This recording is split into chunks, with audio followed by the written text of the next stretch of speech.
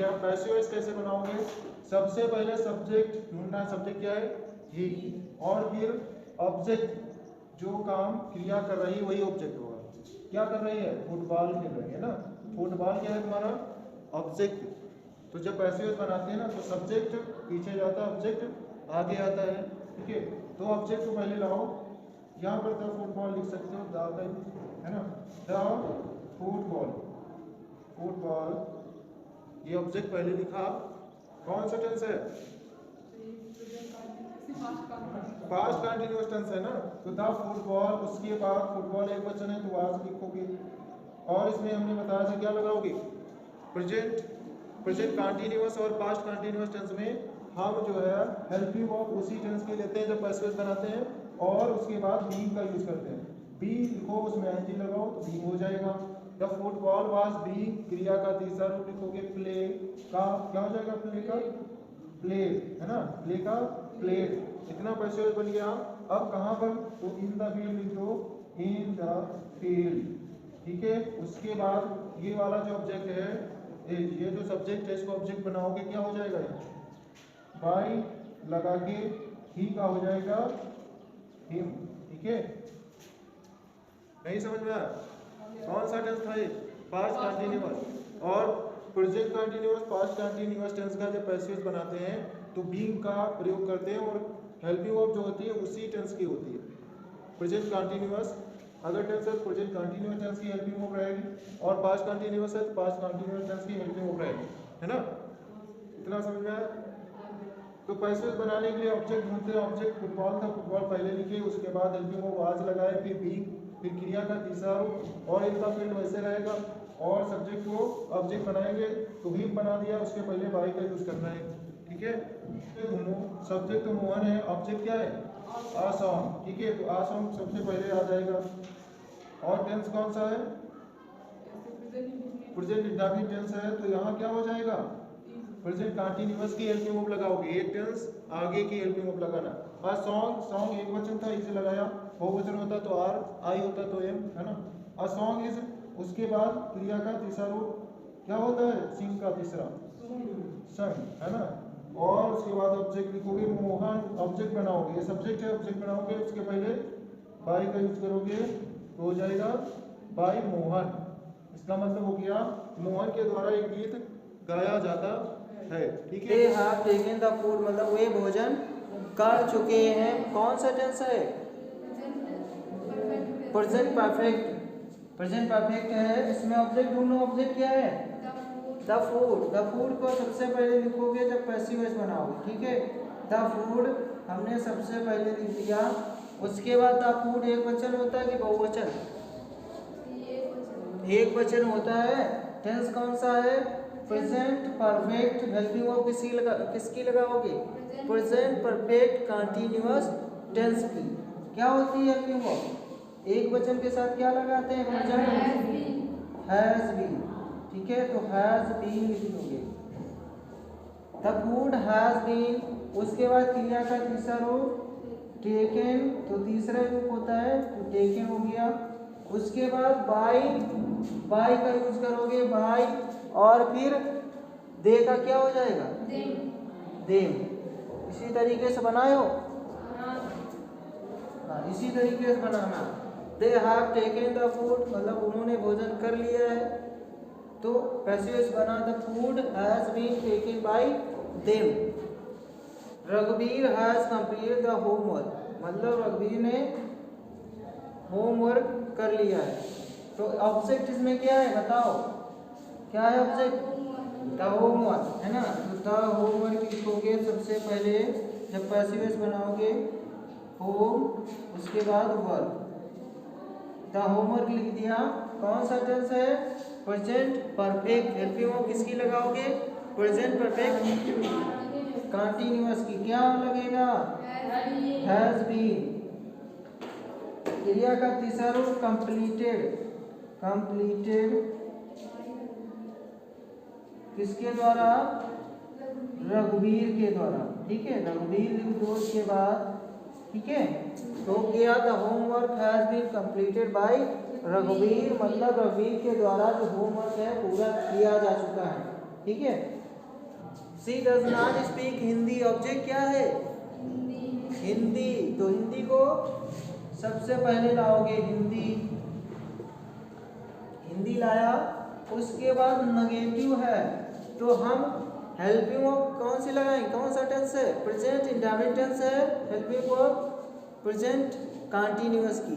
तो हिंदी एक वचन है तो क्या लगाओगे? इज, और नेगेटिव है तो नॉट लगा देना, हिंदी इज नॉट, और उसके बाद स्पीक का स्पोकन हो जाएगा, क्रिया का तीसरा रूप, उसके बाद सब्जेक्ट को ऑब्जेक्ट बाय हर। इस तरीके से बन गया passive voice. Hindi is not spoken by हर, मतलब उसके द्वारा हिंदी नहीं बोली जाती है। ठीक है, अब देखो इंट्रोगेटिव वाक्यों का पैसिव वॉइस कैसे बनाया जाता है ना। तो बहुत आसान है, मतलब कोई कठिन नहीं है, बस हेल्पिंग वर्ब देखना है। कौन से टेंस की हेल्पिंग वर्ब है? किस टेंस की हेल्पिंग वर्ब है? डज। प्रेजेंट इंडेफिनिट की हेल्पिंग वर्ब है, तो इसे बदलेंगे हम प्रेजेंट कंटीन्यूअस हेल्पिंग वर्ब के द्वारा, है ना।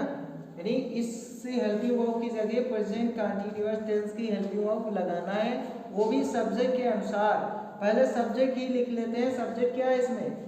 इंग्लिश, है ना, इंग्लिश लिख लेते हैं पहले, इंग्लिश। यहाँ पर ऑब्जेक्ट है, मतलब ऑब्जेक्ट क्या है? ऑब्जेक्ट को सब्जेक्ट बनाएंगे ना, तो ऑब्जेक्ट क्या है? इंग्लिश, उसको हम सबसे पहले लिखेंगे तो हो जाएगा इंग्लिश। ठीक है, अब इंग्लिश एक वचन है बहुवचन? एक वचन है, सिंगुलर है। सिंगुलर है तो क्या करेंगे हम? प्रेजेंट कंटीन्यूअस टेंस की हेल्पिंग वर्ब सिंगुलर वाली लेंगे। क्या होती है? इज, यानी एक वचन वाली लेंगे। एक वचन में इज आता, तो इज अब ले लिए, यानी डज की जगह पर क्या आया? इज आया। इज इंग्लिश, उसके बाद क्रिया का तीसरा रूप क्या है?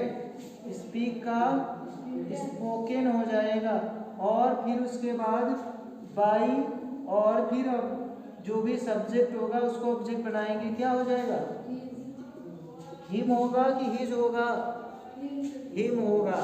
तो डज ही स्पीक इंग्लिश का पैसिव वॉइस बना यहाँ पर question mark. Is English spoken by him, इस तरीके से।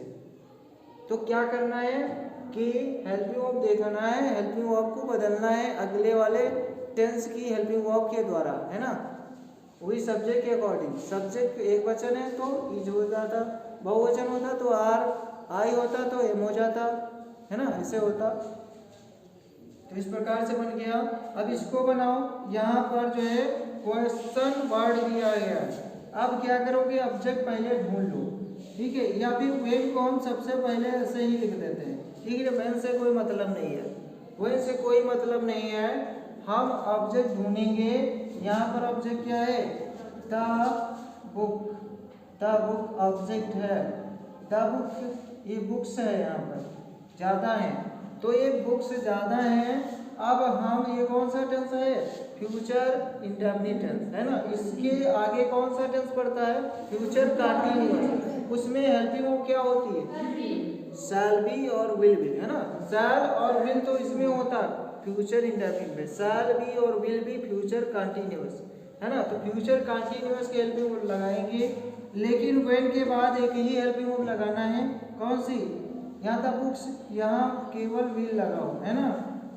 व्हेन विल द बुक्स, उसके बाद बी का यूज करना है, ठीक है, फिर बी का यूज करना है, यानी कि विल बी साथ में आ जाए, साथ में नहीं आना चाहिए।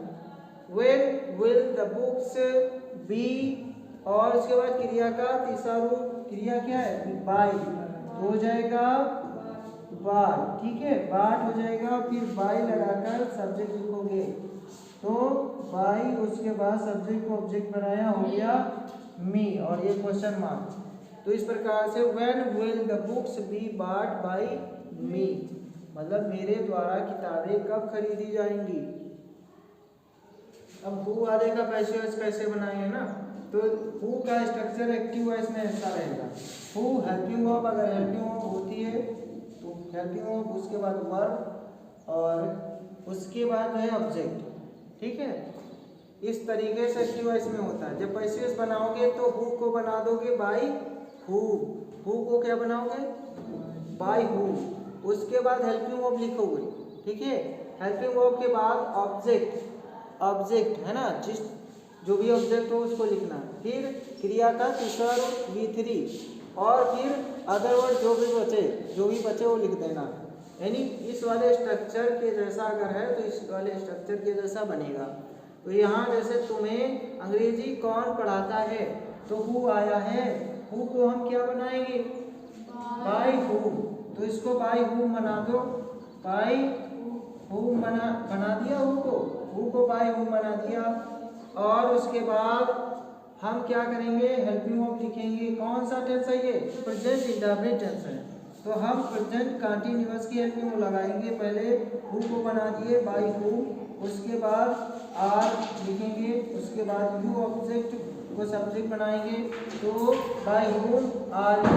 उसके बाद क्रिया तीसरा रूप हो जाएगा स्टार्ट, ठीक है। और अब स्टार्ट के बाद इंग्लिश लिख दोगे, ठीक है, जो बचा वो लिख दिए इंग्लिश। तो इस तरीके से हो गया, हु का बाय हुम बन गया, आर हेल्पिंग वर्ब लगाया, यू यहाँ सब्जेक्ट बन गया, और फिर स्टार्ट इंग्लिश। तो हु टीचेस यू इंग्लिश का passive voice, by whom are you start English. तुम्हें इंग्लिश किसके द्वारा पढ़ाई जाती है, ठीक है। एक नियम और होता है, तो यही वाला समझ लो। हु स्टोल योर बुक, ये पास्ट इंडेफिनिट टेंस है। तो हु को क्या बना दोगे, पहले बाय हुम तो बना लोगे, हेल्पिंग वर्ब लगाओगे पास्ट कंटीन्यूअस टेंस की। उसके बाद योर बुक, यहाँ पर ऑब्जेक्ट क्या है, योर बुक। योर बुक एक वचन है, ठीक है। तो यहाँ पर लगाना है तुम्हें वाज, ठीक है। Bye whom was your book, ठीक है। योर बुक लिख दिया।